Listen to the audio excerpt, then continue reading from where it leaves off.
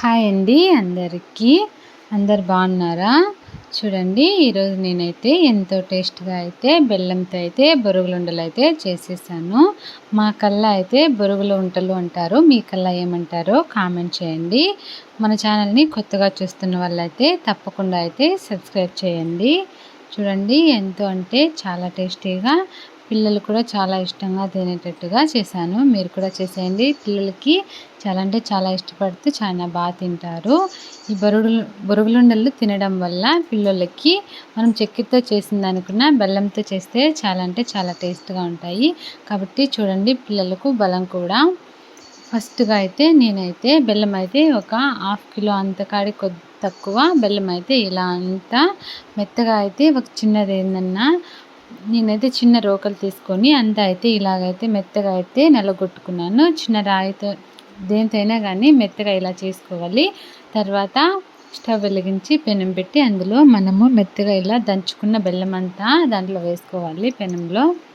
ఇందులో అయితే మనకు కావాలనుకుంటేనే తప్ప వాటర్ యాడ్ చేయాల్సింది, లేకుంటే వాటర్ అయితే వేయకూడదు. నేనైతే కొద్దిగా అంటే ఫస్ట్ ఇలాగా కొద్దిసేపు ఫ్రై చేసుకున్నాను. మంట అయితే లో ఫ్లేమ్లోనే అవసరం లేదు, హై ఫ్లేమ్లో కూడా పెట్టచ్చు. నేనైతే మంట హై ఫ్లేమ్లో పెట్టి చూడండి ఇలాగైతే నీట్గా అయితే కలుపుకుంటూ ఉన్నాను. ఇలా కలుపుకుంటూ ఉండగానే నేనైతే నీళ్ళు వేయలేదు కదా, వాటిలో అవే నీళ్ళు అయితే వస్తాయి. ఇలాగైతే నీట్గా అయితే మాడిపోకుండా కిందికి పైకి అయితే బాగా అయితే ఇలాగా నలుపుకుంటూ చూసుకుంటూ అయితే కలుపుకోవాలి.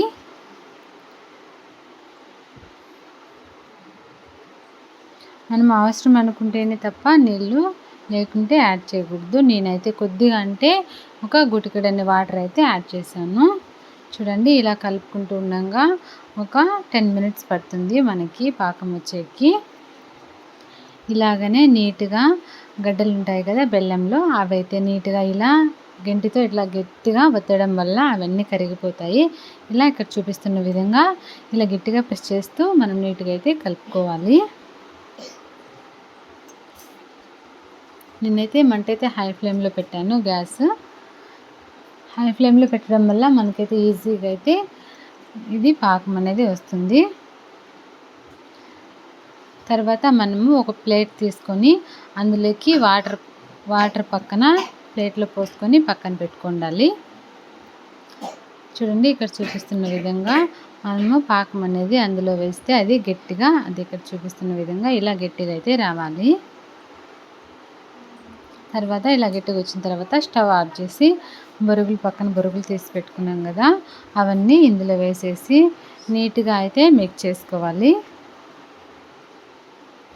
బొరుగులు అయితే చూసుకుంటూ కలుపుకుంటూ అయితే యాడ్ చేసుకుంటూ రావాలి, లేకుంటే బొరుగులు అనేటివి ఎక్కువైపోయి మనకైతే పాకం తక్కువైపోయి ఇది మనకి వంటలు చేసేకి రాదు. ఇలా చూసుకుంటూ బొరుగులు అయితే వేసుకోవాలి. ఇది కొద్దిగా ఒక 10 and 15 మినిట్స్ ఫ్యాన్ గాలి కింద ఆరబెట్టేయాలి. అలాగని పూర్తిగా చల్లారిపోతే మనకి వంటలు చేసేకి రాదు. కొద్దిగా వేడి ఉండగానే అది ఇక్కడ చూపిస్తున్న విధంగా అయితే ఇలాగైతే వంటలు చుట్టుకోవాలి. ఇవి తింటే పిల్లలకి చాలా అంటే చాలా ఆరోగ్యం అంట మా వాళ్ళు చెప్పేవాళ్ళు. అందుకే నేనైతే చూడండి చేసేసాను మా పాప కోసం. ఇదైతే ఎక్కువ కాలుతా ఉంది. కొంచెం కాలేటప్పుడు చూసుకొని అయితే మనం వంటలు చుట్టుకోవాలి, లేకుంటే ఎక్కువ కాలుతూ ఉంటుంది కదా, చేయి కాలుతుంది. నాకైతే చాలా అంటే అంత ఎక్కువ కాలుతూ ఉండింది, అయినా కానీ నేనైతే వంటలు చుట్టుకున్నాను. ఇలాగా మనకి ఎంత వంటలు కావాలో, ఎంత సైజు కావాలో, చిన్నవి కావాలంటే చిన్నవి, మరి పెద్దవి కావాలంటే పెద్దవి అయితే వంటలు చుట్టుకోవచ్చు మనకు నచ్చిన విధంగా. చూడండి, ఇలాగైతే వంటలు అయితే చుట్టుకోవాలి. మనకు చేతికి రాకుండా ఇలా విరిగిపోతూ ఉంటే చేతికి అయితే నూనె అప్లై చేస్తూ ఇలాగా చేతికి నూనె అప్లై చేస్తూ వంటలు అయితే చుట్టుకోవాలి. అప్పుడు బాగా మెత్తగా వస్తాయి, నీట్గా వస్తాయి. ఇలాగా ఇలా మనం తీసుకున్న బొరుగులు మొత్తాన్ని అయితే నీట్గా అయితే వంటలు చుట్టుకోవాలి. చూడండి, ఇలాగైతే ఇలా చేసుకుంటే సరిపోతుంది.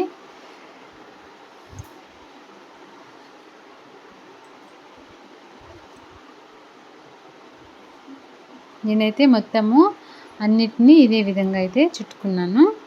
చూడండి ఎంతో టేస్టీగా ఎమ్మీగా మనకైతే బొరుగులు ఉండలు అయితే రెడీ అయిపోయాయి. ఇవి చాలా అంటే చాలా టేస్ట్గా ఉంటాయి. పిల్లలకు చాలా బలం అంటాయి ఇవి తింటే.